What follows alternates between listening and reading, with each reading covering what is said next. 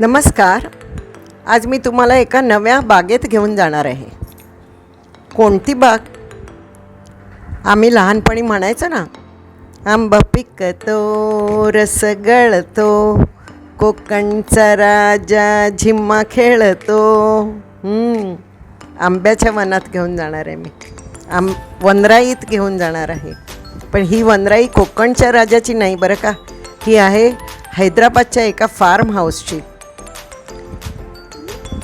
हा form house सांभाळणारा माणूस 80 वर्षाच्या वर वय आहे आणि अत्यंत एज्युकेटेड आहे आणि अत्यंत सिस्टमॅटिकली आणि विथ ऑल प्रिन्सिपल्स अप्लाइड वगैरे, म्हणजे अगदी शिस्तबद्ध असं त्यांचं काम आहे. आणि ते आंबे पण एवढे छान आहेत. आणि ह्याची विशेषता काय आहे तर हे वृक्ष अगदी हातभरला अगदी वरच्या टोकालासुद्धा हात वर करून आंबा काढू शकतो. छोटे छोटे वृक्ष आहेत. हे पाहिल्यावर मला माझी लहानपणची आठवण आली. माझे अंतुमाम हुबळीत असायचे आणि आम्ही रजेत गेलो मे महिन्याच्या की तिथेसुद्धा त्यावेळी किती वर्षांपूर्वी असेच छोटे छोटे छोटे वृक्ष असायचे आणि आम्ही हात लावून कैऱ्या काढू शकायचो, आंबे काढू शकायचो.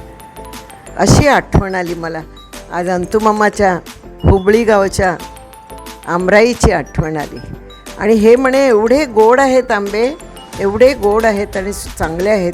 आणि काय म्हणतात ते खत, नॅचरल खतावर वाढणारे आहेत. बघा किती टपोरे आहेत नाही का, खूप छान, अगदीच छान.